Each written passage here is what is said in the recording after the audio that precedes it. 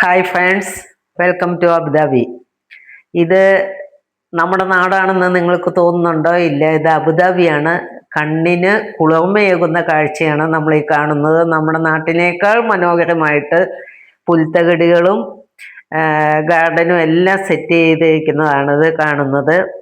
ഞാൻ ഇങ്ങനെ ഒരു വീഡിയോ ഷൂട്ട് ചെയ്യാൻ കാരണം, ഞാനൊരു സഫാരി സൂപ്പർ മാർക്കറ്റ്, ഇവിടുത്തെ വലിയൊരു മാളാണത്, സഫാരി സൂപ്പർ മാർക്കറ്റ്.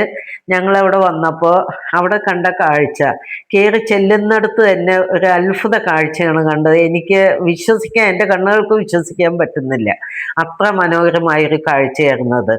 നമ്മുടെ നാട്ടിൽ കൂണുപോലെ മുളച്ചു വരുന്ന മാളുകളുണ്ടെങ്കിൽ അവിടെ ഒന്നും കാണാൻ സാധിക്കാത്തൊരു കാഴ്ചയാണ് ഞാനിവിടെ കണ്ടത്. അത് ഈ വീഡിയോ നിങ്ങൾ സ്കിപ്പ് ചെയ്യാതെ കാണുക. ഈ വീഡിയോയുടെ അവസാന ഭാഗത്താണ് ഞാനത് ഷൂട്ട് ചെയ്തിരിക്കുന്നത്. ഇത് ഫസ്റ്റ് ഫ്ലോർ ആണ്, ഈ മാളിൻ്റെ ഫസ്റ്റ് ഫ്ലോർ. ഇതിൽ ഗാർഡൻ സെറ്റ് ചെയ്തിട്ടുണ്ട്. ഇതൊക്കെ വിൽക്കാനുള്ള ചെടികളാണ്. അതുപോലെ തന്നെ എല്ലാ സാധനങ്ങളും, കുട്ടികളുടെ സാധനങ്ങൾ, സൈക്കിളുകൾ, ഡ്രസ്സുകൾ, അങ്ങനെ നമുക്ക് വേണ്ടതായ എല്ലാ സാധനങ്ങളും, പ്ലാസ്റ്റിക് ഐറ്റംസ്, പിന്നെ കുട്ടികൾക്ക് സ്കൂളിലേക്ക് ആവശ്യമുള്ള ഐറ്റംസ്, കിടക്ക, ബെഡ്ഷീറ്റ്, അങ്ങനെ എല്ലാ സാധനങ്ങളും ഇവിടെയുണ്ട്. ഇതിൻ്റെ ഗ്രൗണ്ട് ഫ്ലോറിലുള്ളത് നമ്മുടെ കിച്ചണിലേക്ക് ആവശ്യമുള്ള സാധനങ്ങൾ, പച്ചക്കറികൾ, പലവ്യഞ്ജനങ്ങൾ, അങ്ങനെ നമ്മുടെ നാട്ടിൽ കിട്ടുന്ന ചക്കക്കുരു തൊട്ട്, പിന്നെ ചക്കക്കുരുയൊക്കെ നല്ല വിലയ്ക്കാണ് ഇവിടെ വിൽക്കാൻ വെച്ചിരിക്കുന്നത്.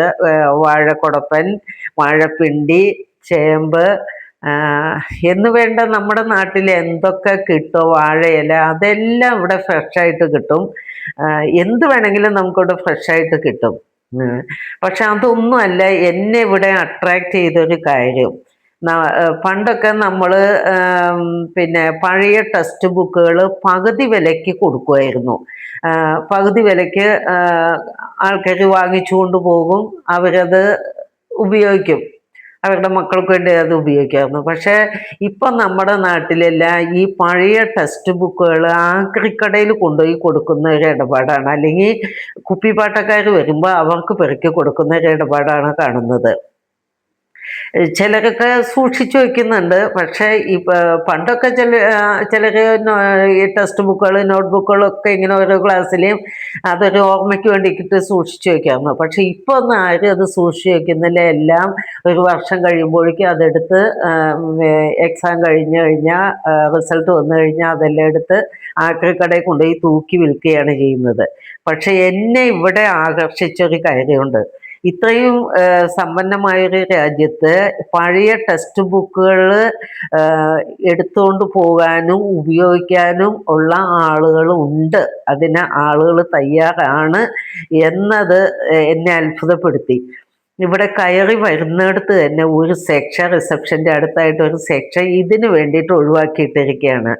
അതിൽ സ്കൂളിൻ്റെ പേരുണ്ട്, ഓരോ ക്ലാസ്സും തിരിച്ച് സെപ്പറേറ്റ്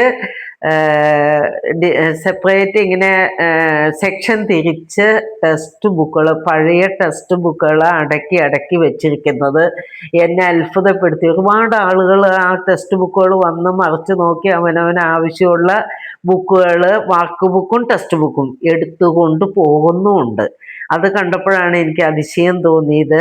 അതിൽ ധാരാളം മലയാളീസും വന്ന് ഈ ബുക്കുകൾ എടുത്തുകൊണ്ട് പോകുന്നുണ്ട്. നമ്മുടെ നാട്ടിൽ പഴയ ടെക്സ്റ്റ് ബുക്കുകളും മേടിക്കാൻ മടി കാണിക്കുന്നവർ ഇവിടെ ഈ പഴയ ടെക്സ്റ്റ് ബുക്കുകൾ എടുത്തുകൊണ്ട് പോകുന്നുണ്ട് മക്കൾക്ക് പഠിക്കാൻ വേണ്ടിയിട്ട്. അപ്പം ഞാൻ ചോദിക്കുന്നത് എന്താണെന്ന് വെച്ചാൽ, നമ്മുടെ നാട്ടിൽ കൂണുപോലെ മാളുകളും സൂപ്പർ മാർക്കറ്റുകളും ഒക്കെ പൊന്തി വരുന്നുണ്ടെങ്കിലും ഇതുപോലൊരു സഹായം പൊതുജനങ്ങൾക്ക് ചെയ്തു കൊടുക്കാൻ ഒരു സൂപ്പർ മാർക്കറ്റുകാരും അല്ലെങ്കിൽ ഒരു മാളുകാരും തയ്യാറായിട്ടില്ല. എന്തുകൊണ്ട് നമ്മുടെ നാട്ടിൽ ഇത് അനുകരിച്ചുകൂടാ? ഒരുപാട് പാവപ്പെട്ട ടെക്സ്റ്റ് ബുക്കുകൾ വാങ്ങിക്കാൻ വേണ്ടി ബുദ്ധിമുട്ടുന്ന ഒരുപാട് പേരൻസ് ഉണ്ട്. കാരണം വലിയ ക്ലാസ്സുകളിലേക്ക് ചെല്ലുമ്പോൾ നല്ലോണം പൈസയാവും ടെക്സ്റ്റ് ബുക്കുകൾക്ക്. അങ്ങനെയുള്ള അങ്ങനെ ഉള്ള നമ്മുടെ നാട്ടില് ഇതുപോലൊരു സൗകര്യം പൊതുജനങ്ങൾക്ക് ചെയ്തു കൊടുക്കാൻ ഒരു പരസ്യം കൊടുത്ത് ഇതുപോലൊരു സൗകര്യം ഓരോ മാളിലും ചെയ്തു കൊടുക്കുകയാണെങ്കിൽ പാവപ്പെട്ട ജനങ്ങൾക്ക് എത്രമാത്രം ഉപകാരപ്രദമാകും എന്നുള്ളത് നിങ്ങളൊന്ന് ചിന്തിച്ച് നോക്കുന്നത് എൻ്റെ വ്യക്തിപരമായ അഭിപ്രായമാണ്. നിങ്ങൾക്ക് ഇതിനോട് യോജിക്കാൻ കഴിയുന്നുണ്ടെങ്കിൽ നിങ്ങൾ ഇതിൻ്റെ അടിയിൽ കമൻറ്റ് ചെയ്യണം, നിങ്ങളിത് ഷെയർ ചെയ്യണം. ഈ വീഡിയോ ലൈക്ക് ചെയ്യണം, ഷെയർ ചെയ്യണം, കമൻറ്റ് ചെയ്യണം. ഇത് എൻ്റെ ഒരു അഭിപ്രായമാണ്. നിങ്ങൾക്ക് ഇതിൽ യോജിക്കുകയോ യോജിക്കാതിരിക്കുകയോ ചെയ്യാം. കാരണം നമ്മുടെ നാട്ടിൽ ഒരുപാട് മക്കളെ പഠിപ്പിക്കാൻ വേണ്ടിയിട്ട് ബുദ്ധിമുട്ടുന്ന ഒരുപാട് പേരൻസ് ഉണ്ട്. അവർക്കൊക്കെ ഈ ബുക്കുകൾ ഇതുപോലൊരു സൗകര്യം ചെയ്തു കൊടുക്കുകയാണെങ്കിൽ അവർക്കൊക്കെ അത് ഉപകാരപ്രദമാവും എന്നുള്ളതിന് സംശയമില്ല. കാരണം ഇതൊരു ചില്ലി പൈസ പോലും കൊടുക്കാതെ ആവശ്യക്കാർക്ക് വന്ന് എപ്പോൾ വേണമെങ്കിലും വന്ന് അവനവന് ഇഷ്ടമുള്ള ബുക്കുകൾ എടുത്തുകൊണ്ട് പോകാം. ആരുടെ പെർമിഷൻ വേണ്ട, ഒരു ചില്ലി പൈസ പോലും കൊടുക്കണ്ട. ഇതിൻ്റെ കയറി വരുന്നത് ഈ മാളിലേക്ക്, വലിയൊരു മാളാണ്. ഈ മാളിലേക്ക് കയറി വരുന്ന റിസപ്ഷൻ്റെ അടുത്ത് തന്നെയാണ് ഈ സെക്ഷൻ. ഈ വീഡിയോയുടെ ലാസ്റ്റ് വ്യക്തമായിട്ട് ആ സെക്ഷൻ ഞാൻ കാണിക്കുന്നുണ്ട്. സ്കൂളിൻ്റെ പേര് എഴുതിയിട്ടുണ്ട്. അതിൻ്റെ ചുവട്ടിൽ ക്ലാസ്സുകൾ തിരിച്ചെഴുതിയിട്ടുണ്ട്.